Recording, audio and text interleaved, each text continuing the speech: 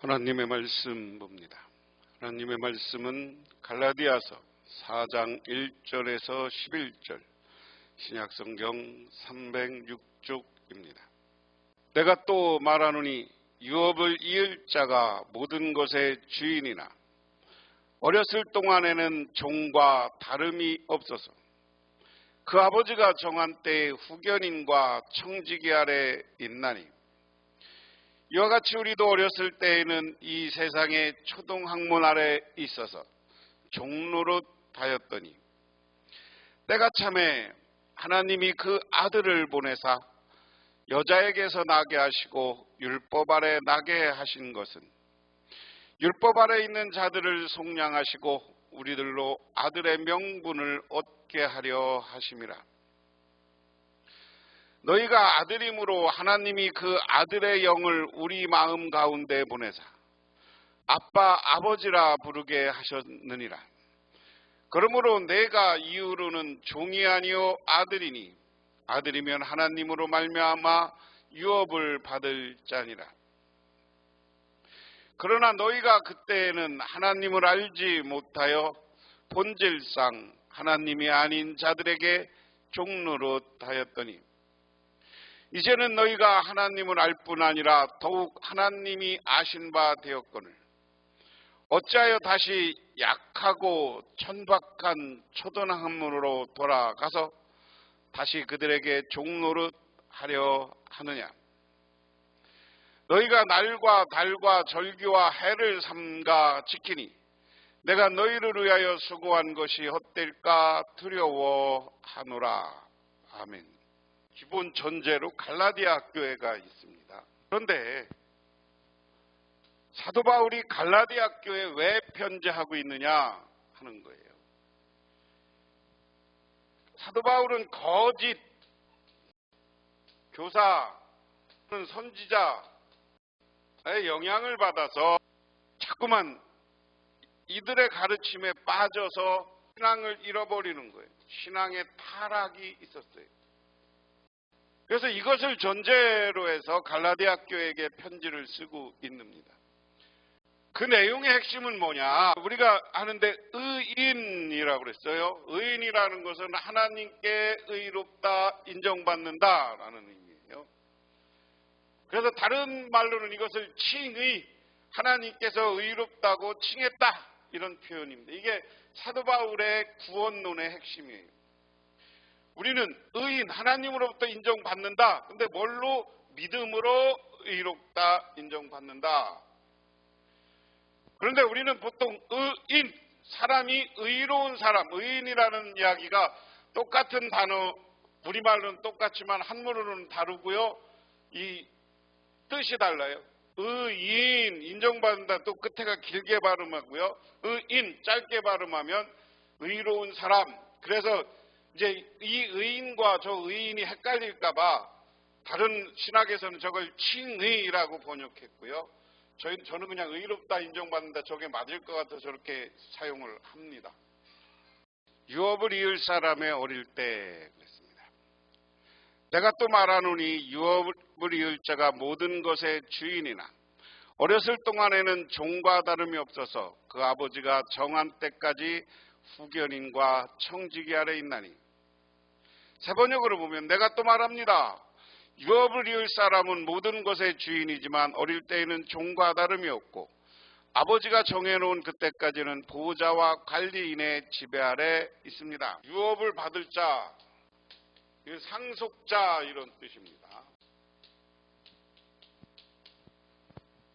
쉽게 말하면 이것을 사람의 유산에 비유해서 오늘 설명하는 거예요. 우리가 예수 믿고 구원받으면 예수를 믿으면 우리는 하나님의 백성이 되고 구원받는다. 또는 하나님의 백성이 되었다. 자녀가 되었다. 하나님의 자녀가 되었기 때문에 우리가 유업을 받을 사람이에요. 그런데 이 유업을 받을 사람도 자기가 장성해서 자기 재산을 관리하고 할 때까지는 어떻게 한다는 거예요? 받을 사람도 유업을 받기까지는 어떻게 한다는 거예요? 후견인, 청지기, 보호자 이런 사람들을 두어서 장성할 때까지 아주 기초적인 것을 배우게 한다. 사람이 어떻게 살아야 되고 재산이 어디 있고 뭐 이런 것을 배우게 한다는 거예요. 그게 유업이 받을 자 어리는 사람들은 그래서 저 관리자나 청직이나 보호자들에게 아래 있다. 종과 다름없이 그들이 시키는 대로 가르치는 대로 맨 처음에는 한다. 그러나 2절에 이와 같이 우리도 어렸을 때 세상에 초등학문 아래에 있어 종노릇하였더니 그러면서 이제 태어나서 바로 어떤 교육이 이루어지는 게 아니라 아주 기초적인 교육부터 하는 거 아니에요.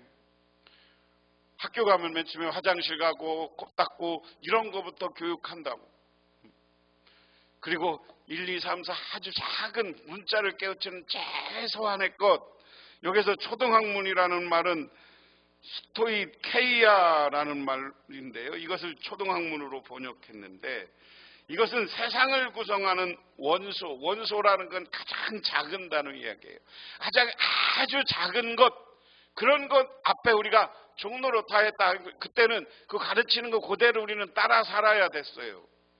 그런데 자녀들의 자격 얻는 방식, 때가 참에 하나님이 아들을 보내사 여자에게서 나게 하시고 율법 아래 나게 하신 것은 율법 아래 있는 자들을 속량하시고 우리로 아들의 명분을 얻게 하려 하십니다.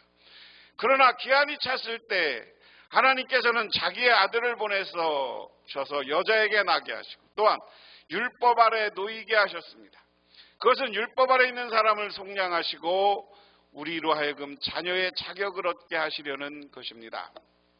자, 그런데 이제 어렸을 때는 저렇게 초등학문과 후견인 청지기 보호자들의 종노릇하는 것처럼 저들의 보호하에 있고 우리가 자유가 없었어요.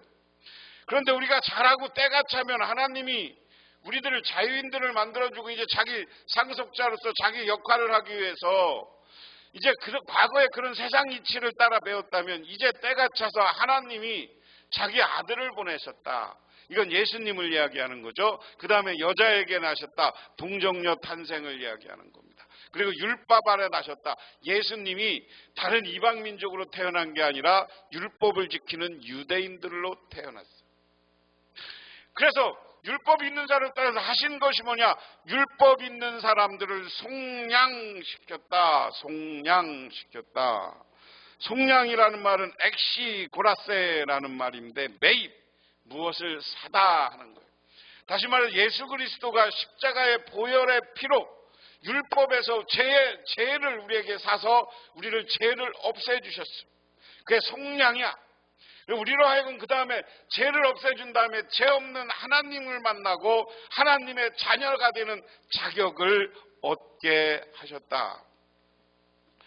그 다음에 자녀의 상속 권리, 너희가 아들임으로 하나님의 아들의 영을 우리의 가운데 보내사 아빠 아버지라고 부르셨으니 그러므로 내가 이후로는 종이 아니요 아들이니 아들이면 하나님의 아들로 말미암아 유업을 받을 자니라. 예수 그리스도가 와서 과거에는 죄의 율법 이런 거에 우리가 매여 살았지만 속량해 주셨어요. 속량해 주셨기 때문에 우리는 하나님의 자녀가 되었어요.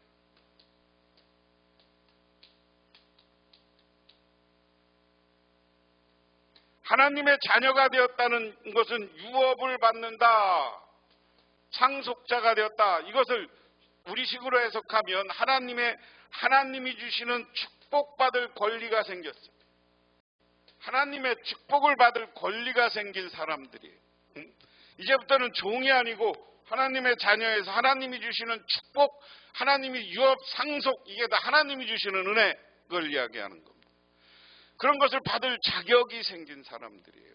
그래서 우리는 이제부터는 초등학문이나 과거의 종노릇한 것에서 벗어나 이제 예수 그리스도를 믿고 하나님의 아들이 되어서 하나님이 주시는 축복을 받아야 돼요. 그게 상속자가 받을 권리예요. 그 다음에 의무는 뭐냐? 상속자가 되었으면 하나님이 주시는 은혜와 축복을 해야 하는. 그래서 쉽게 말하면 우리 아버지 땅에 와서 우리 아버지가 심은 땅에 누가 막 따가고 그것을 훼손하면 우리가 지키는 것처럼 우리는 교회를 지키고 교회 공동체를 하나로 만들 의무는 있다. 상속자로서. 그 다음에 사도의 책망. 그러나 너희는 그때 하나님을 알지 못하여 본질상 하나님이 아닌 자에게 종노릇하였더니 이제는 너희가 하나님을 알 뿐 아니라 더욱이 하나님이 아신 바 되었거늘 어찌하여 다시 악하고 천박한 초동학문으로 돌아가서 다시 그들에게 종노릇하려 하느냐 하는 겁니다. 자, 당신들은 하나님의 아들이 되어서 축복받을 권리를 받았어. 하나님으로부터 축복받을 권리를 얻었어. 그런데 이제 다시 하나님이 아닌 것, 이단이나 하나님이 아닌 것, 잘못된 것, 이것을 쫓아가. 지금 갈라디아 교인들이 뭐냐? 천박한 초동학문이라고 그랬어요. 다시 말해서 천박하게 율법을 지키고 뭐 이런 것으로 넘어가느냐.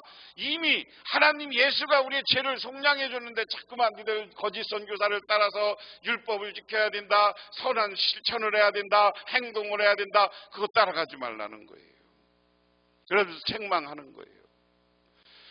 그 다음에 너희가 날과 절기와 해를 삼가 지키니 내가 너희를 위하여 수고한 것이 헛될까 두렵다. 여기에서 날과 달과 계절과 해를 지킨다는 것은 여러 가지 우상을 섬기는 이야기를 하는 겁니다. 율법으로 따라가고 우상으로 따라가는 지금 잘못된 신앙의 모습을 이야기하고 있다. 그래서 오늘 사도 바울은 내가 수고한 것이 헛될까? 사도 바울이 지금 갈라디아 교회 가서 갈라디아 지역에 가서 갈라디아 교회를 개척하고 이 교회들을 정말 믿음으로 세웠어요. 그리고 그들을 구원하고 그들에게 새로운 미래를 열어주고 하나님의 축복을 받을 자격을 부여해 줬는데 왜 내가 지금 여태까지 한 일을 헛되게 만들려고 하느냐. 그래서 우리는 하나님의 자녀답게 살아야 됩니다. 결론적으로 얘기하면 첫 번째는 우리 하나님은 우리를 자녀의 신분을 만들어 주셨어요. 예수 그리스도의 피로 우리의 죄를 용서해 주시고 하나님의 자녀로 살아서 하나님의 축복을, 하늘의 축복을 누리며 은혜를 누리며 살도록 만들어 주었어요. 그러면 그 안에서 우리는 행복하고 기쁨으로 살아야 되는데 잘못된 사람들, 거짓 선지자들을 따라가다가 거기서 그것 따라가다가 실패한 인생, 신앙적으로 잘못된 모습을 따라가면 안 된다 하는 겁니다. 자, 결론적으로 얘기하면 갈라디아 3장 1절부터 4장 30일까지 하는 교리적 가르침으로 바울은 그가 전하는 복음이 하나님께서 온 것이라는 것을 밝힌 후에 갈라디아 교인들이 잘못된 믿음에 대해서 책망하며 율법과 은혜의 차이를 설명한다. 그리고 바울은 3장 1절에서 14절까지 율법죄에 빠진 갈라디아 교인들을 책망하고 있고요. 바울은 율법과 약속, 즉 아브라함의 언약을 대조시키면서 설명합니다. 그런데 오늘 말씀은 바울은 율법과 그리스도의 믿음과 관계를 오늘 3장 23절부터 오늘 봉독한 4장 앞부분은 설명합니다. 그래서 율법은 우리의 죄를 해결하려고 우리를 그리스도께로 데려가는 과외 선생님, 초등학문과 같은 것이다. 그런데 바울은 갈라디아 교인들이 율법으로 돌아가는 것을 어리석음을 책명하면서 사역자는 성도들의 온전한 성숙을 위해 해산의 수고를 해야 된다 하는 것을 가르치고 있다. 하나님은 우리를 하나님의 자녀로 삼아주셨어요. 그리고 하늘의 복을 주었어요. 그렇기 때문에 하나님의 자녀답게 살면 마음껏 누리면서 축복을 누리면서 은혜를 누리면서 살 수 있는 건데 왜 율법으로 과거의 것으로 돌아가서 자꾸만 자기를 속박하느냐는 거예요. 그래서 우리는 오늘 말씀은 하나님의 자녀답게 사는 오늘날 저와 여러분 되시기를 바랍니다. 그래서 하늘의 축복을 우리 것으로, 여러분 것으로 만드시기를 주님의 이름으로 축원합니다. 기도하겠습니다. 하나님 고맙습니다. 하나님은 사랑으로 예수 그리스도를 우리에게 보내주셨어. 그가 십자가의 보혈을 흘려주심으로 우리의 죄를 속량해 주셨습니다. 그리고 우리들에게 하늘의 축복을 누리는 하나님의 자녀 삼아 주셨습니다. 그러므로 우리는 감사하며 그 축복을 내 것으로 만들고 하나님의 은혜 하에서 기쁨으로 살아가게 하옵소서. 예수님 이름 받들어 기도드리옵나이다.